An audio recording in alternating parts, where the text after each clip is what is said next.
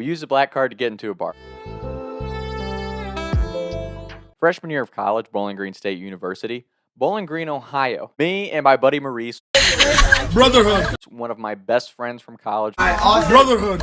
friends to this day, brother for life, would always go to Uptown freshman year. And I don't know how it is now, but as a freshman at Bowling Green, Uptown was the spot. Thursday, Friday, Saturday, regardless of where you started your night, you're probably ending it at Uptown. Maurice had his brother's ID. His brother's name was Brian, who was 10 years older than him. So it was like a 28-year-old ID, but they looked pretty similar. They're brothers. They looked close enough. He would use it for drinks at gas stations. If we were going to buy drinks for pre-games or house parties, Maurice was our hookup. But at Uptown, I don't know how it is now, but back in the day, you used to have to give them your student ID and your real driver's license. Even if you weren't from BG, you had to give a student ID and a driver's license to get up there. Uptown's literally just an upstairs bar, and downtown is a separate bar just downstairs. So you go in to the left, there's this little staircase, like a ticket booth. There's always a girl sitting in there that gives a stamp if you're 18, a wristband if you're 21, and then there's a bouncer that lets you up. He had to use both IDs. He never used Brian's ID because it's two different names. Maurice and Brian, they're two different people. We didn't have one of our buddies with us who usually could get us drinks. Maurice is like, tonight's the night time. I'm going to use my ID and get a wristband. I'm like, bet, dude, bet. It's Thursday, so it's not as busy as usual, but still pretty busy.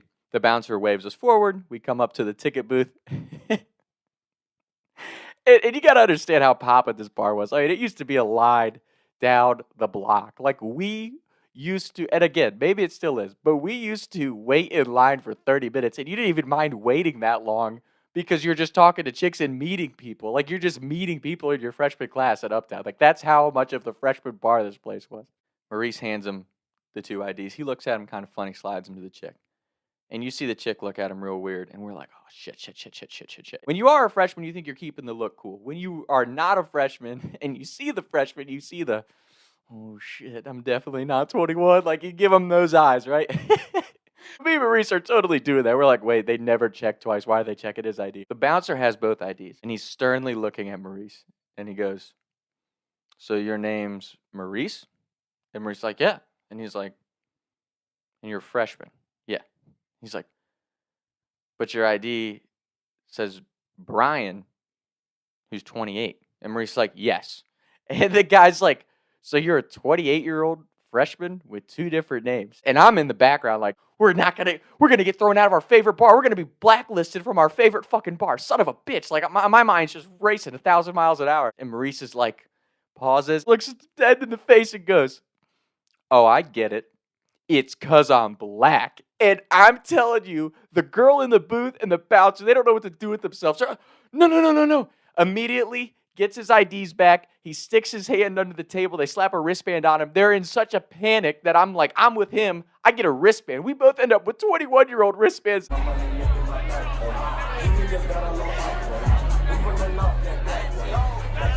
This night, and we go up into Uptown, have the Thursday night of our lives because of that shit. And I was just dying at the fact they were so afraid of him calling the race card that they just immediately, boom. BG is a predominantly white town, and that's not a racial thing, it's just a demographic. It's a small Midwest farm town in Ohio. It's going to be mostly white people. That's just the reality. That they were like, no, not at all. It had nothing to do with that. And it's just so funny that I'm with him. And they were just like, oh, yeah, you go too. They didn't even ID me. We didn't pay cover charge that night. We stroll out in. Had a great night. Because I think Uptown's Thursday night used to be Dollar Drink nights. Maurice and I we've had that conversation a million different times about the race thing. It's like racism in America, as bad as it is, like it's never going to end if you continue to acknowledge racism. Like Maurice and I are friends because it's Tom and Maurice. It's not white Tom and black Maurice or my white friend and my black friend. Like, no, we're just Americans. We're both Americans. We're equal in every way, shape, form. Like, just if you don't look at people like they're black or white or whatever ethnicity or race they are, like, then racism goes away. So by constantly acknowledging, like, this race's Heritage Month or this whatever, like, you're throwing it out there and constantly forcing people to acknowledge that there's different colored Americans. At the end of the day, when you're on this soil and you come legally, and that's not a diss to anyone, but there are people out there that want to destroy and hate the United States of America. So we should make them join the country legally. There's nothing racist about that. That is for the safety of every free citizen living here legally, paying legally to live here. That's a fact. Back to the racism thing. at the end of the day, it does not matter what color, what religion, what gender you identify as. If you're an American, you're an American, and we're equal. We're all the same. Everyone is the same. Yes, there might be different financial brackets. There might be different advantages because of your family bloodline. You know how you change that? In America, you fucking work to make it better.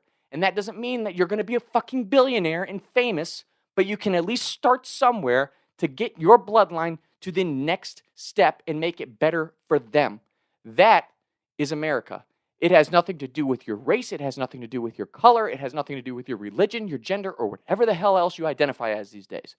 America is about you bleed red, white, and blue, you work your fucking tail off with whatever you're passionate about, and you take care of fucking business.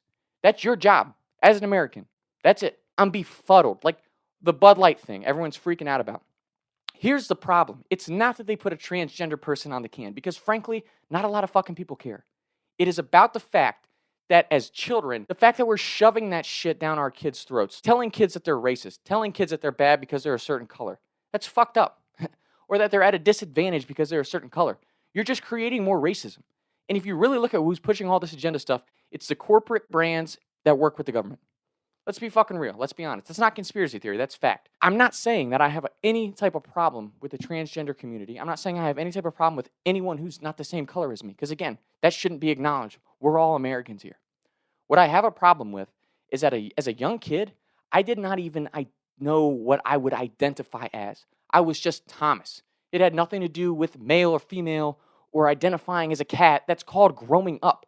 If you keep pushing these agendas for these young children who don't even know what that stuff means, you're just going to confuse them even more.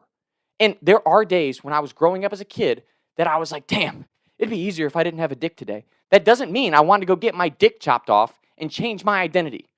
That would have fucked my life up. And I'm not saying that it's wrong for people to do that. It's their choice because we live in America.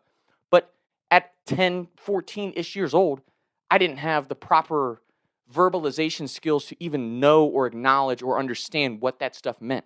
So at the very least, it needs to stop being pushed to such young children. And maybe I'm showing my cards here and you're all going to say, look at this white kid in front of the American flag. And that's the fucking issue in itself. That's just as racist as anything that could be said about another ethnicity or someone who's transgender or whatever they identify as. And that's a whole nother issue.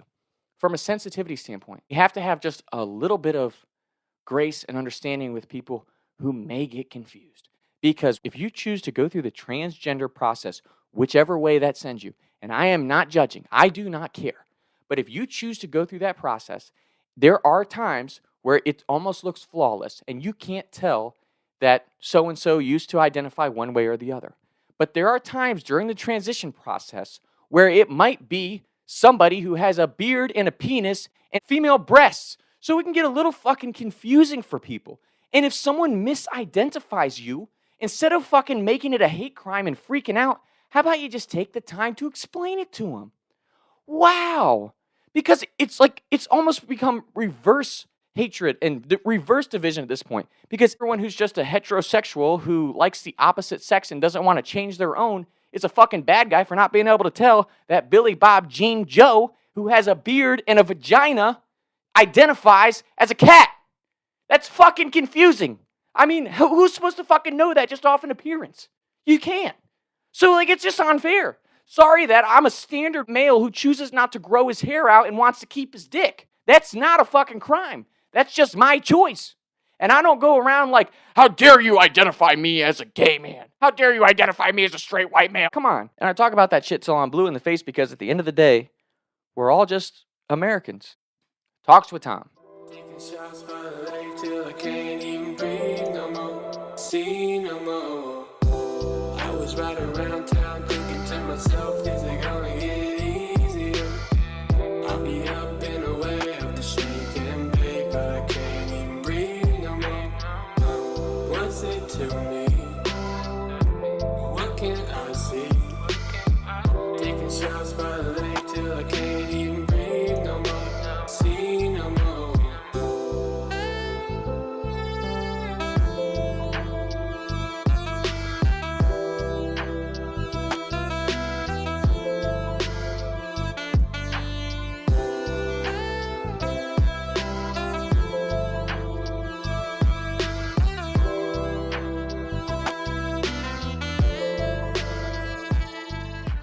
Seriously.